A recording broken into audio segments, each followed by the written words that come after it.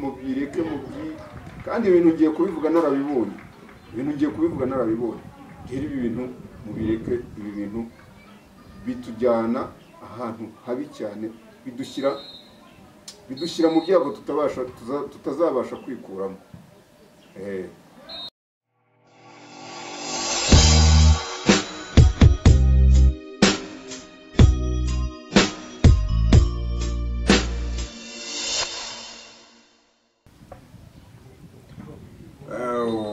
Twongeye kubasuhuza, twongeye kubaha ikaze, twongeye kubaha abakurikiye Rukumbi TV.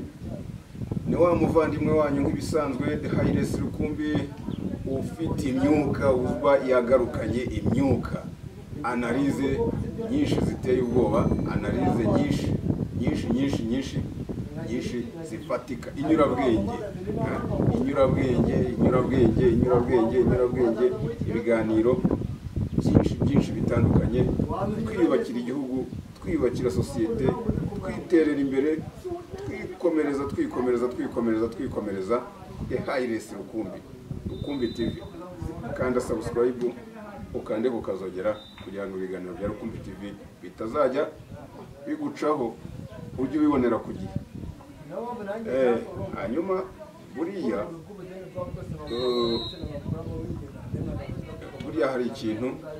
hari ikintu buriya jewe maze iminsi mbona, ndavuga ntayo ku bundi ibi bintu ubundi bari bimeze bite. Hari ikintu cyitwa ikigare,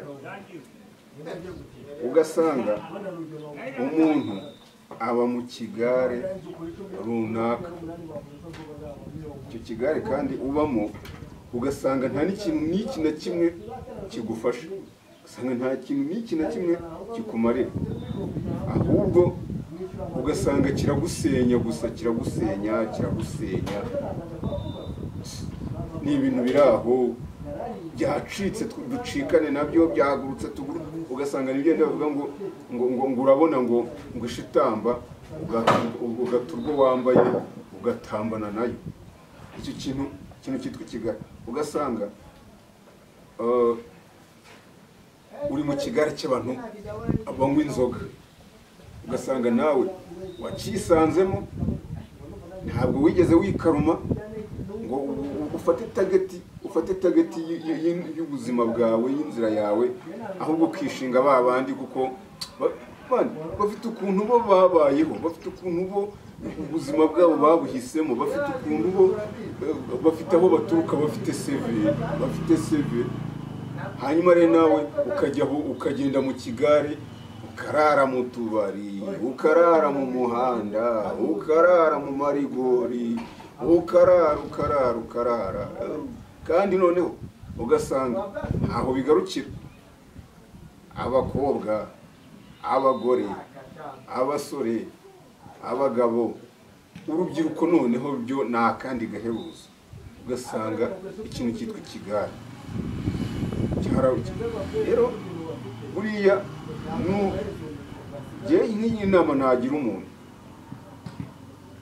ikintu cy'ikigare ntabwo ari cyiza, ugasanga urashaka kubaho nk'uko runaka abayeho, urashaka gukora nk'ibyo runaka akora, urashaka kugenda, urashaka kurya, urashaka kunywa nk'ibyo runaka uko abigenza, ugasanga nawe niko ushaka kubigenza, aho gushyira umurimo imbere, aho gushaka icyaguteza imbere, aho kumvira inama z'abantu bakuru, ababyeyi n'abandi bantu bagukuriye bashobora kuguha icyerekezo cy'ubuzima, aho ugasanga ngo wigeze ntukoreka, urumva ko ibyo urimo nibyo bifite agaciro, ibyo urimo nibyo byadanje, Imana uruwadanje, bya bindi ibyo bintu birica, ibyo bintu ubyicuza nyuma, ibyo bintu ukenera kubigarura, kubisubiza inyuma kugira ngo ugaruke mu murongo muzima, byaragusize igihe cyagiye kandi ikigaruka. ibyo bintu iyo utabikurikiranye ngo wikosore uvuga uti aha hantu ndi kwerekeza ni hehe, ese ahantu aho nshaka kuva n'aho nshaka kujya ni hehe, ndi kuva he ndi kujya he. Ibyo bintu rero iyo utabikurikiranye ngo wikosore hakiri kare, aho bikujyana ni he? Ni mu mazi abira nk'igi. Mu mazi abira nk'igi, ugasanga nta cyerekezo cy'ubuzima ufite, ubaye wa mugabo udafite icyerekezo, ubaye wa mugore udafite icyerekezo, ubaye wa muntu udafite icyo amariye sosiyete. Ibyo bintu rero, ibyo bintu bantu munkurikiye, bantu mukurikiye Rukumbi TV, bantu mutureba, bantu mudukurikiye, bantu umuntu uri muri ibyo bintu by'ibigare, umuntu uri muri iyo mudu imeze gutyo, uwo muntu yewe inama naguha ni uguhindura imyitwarire. Ejo ukaba umuntu muzima, ukaba umugore muzima, ukaba umugabo muzima, ukaba umwana muzima. Buri wese agomba gufataho icyitegererezo. Ibintu by'ibigare rwose, by'ibigare bidafite ikigare. Basi se umuntu akujyana mu kigare akwereka akazi, umuntu akujyana mu kigare se akwigisha umwuga, umuntu akujyana mu kigare se agira ikindi kintu abahindura ku buzima bwawe uretse kubushyira mu mazi abira, ugasanga ejo hatangiye gutekerezwa kujyanwa muri bya bigo ngororamuco, ugasanga ugiye gutayo umwanya. Ibintu byitwa ibigare mubireke, bivemo, munabivemo, simvuze ngo mubigabanye, ahubwo mubivemo muba abana bazima. Muze dukorere igihugu, muze dutange imbaraga zacu, muze dukoresha ubwenge dufite. Niba ngo umutwe ni wacu, ni wo mutungo dufite, nibyo bishoro dufite. Nidutangira kuwangiza rero, tujya mu biyobyabwenge, tujya mu ngeso zitari nziza, tujya mu bindi bintu bindi bidafite icyo bimariye umuryango, bidafite icyo bimariye sosiyete, bidafite icyo bikumariye wowe ubwawe, ikintu utazakuramo ipantaro yo kwambara, utazakuramo inkweto, utazakuramo atansiyo. Ibintu mubyireke, kandi ibintu ngiye kubivuga narabibonye, rero ibi bintu mubireke. Ibi bintu bitujyana ahantu habi cyane, bidushyira mu byago tutazabasha kwikuramo.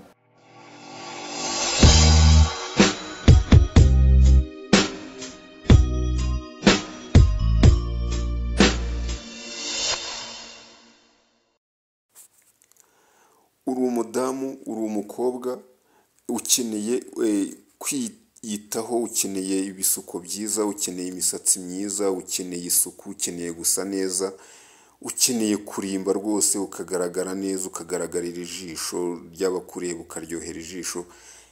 Nta handi rero izi serivisi wazisanga ni muri Hawa Shop. Ni hano i Nyamata rero, muri Hawa Shop. Ushaka rero izi serivisi wanabahamagara kuri iyi nimero ngendanwa ni 0788 66 12 12 3.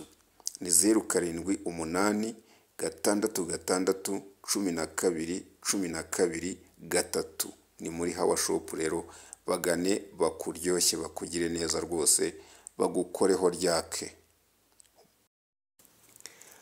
Niba rero ukeneye gukoresha filime cyangwa video z'ubukwe bwawe, cyangwa video ziri documentaire, cyangwa filime, cyangwa video y'indirimbo yawe, ukaba ukeneye amafoto y'urwibutso, ukaba ukeneye video z'urwibutso, ukaba ukeneye amafoto ari mu makadre, ukaba ukeneye amabadge, ukaba ukeneye serivisi z'irembo zitandukanye, nta handi rero wakura izi serivisi ni muri Fayode Limited.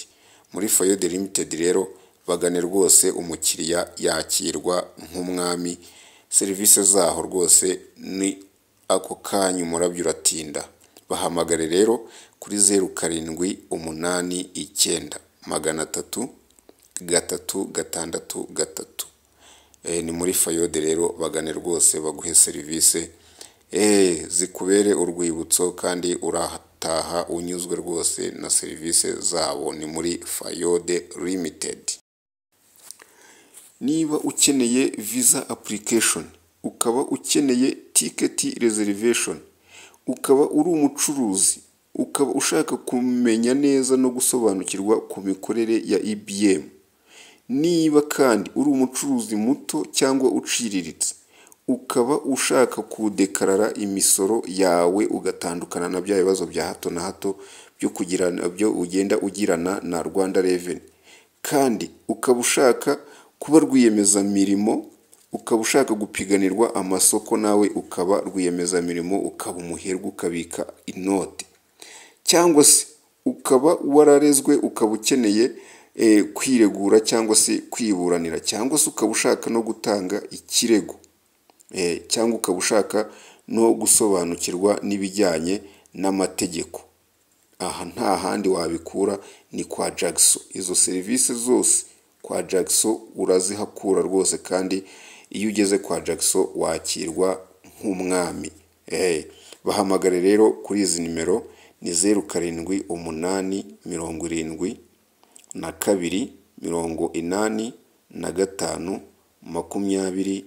07828520. Bahamagare rero rwose bagufashe muri izo serivisi zose nakubwiye haruguru. Niba ushaka kurangisha, ukaba ushaka kuranga, ukaba ukeneye kwamamaza bizinesi yawe, ukaba ukeneye kwamamaza serivisi zawe utanga, ukaba ukeneye kumenyekanisha ibikorwa byawe, ukaba ukeneye kongera abakiriya, kongera kwagura bizinesi zawe mu buryo bwa clientele, nyarukira muri radiyo ya Gare umujyi wa Nyamata, barabigufashamo rwose n'ako kanya, umurabyo uratinda. Bahamagare rero kuri iyi nimero ni 07410175 ni radiyo Gare umujyi wa Nyamata. Bagane bagufashe rwose byihuse, ibintu birusheho kukugendekera neza cyane.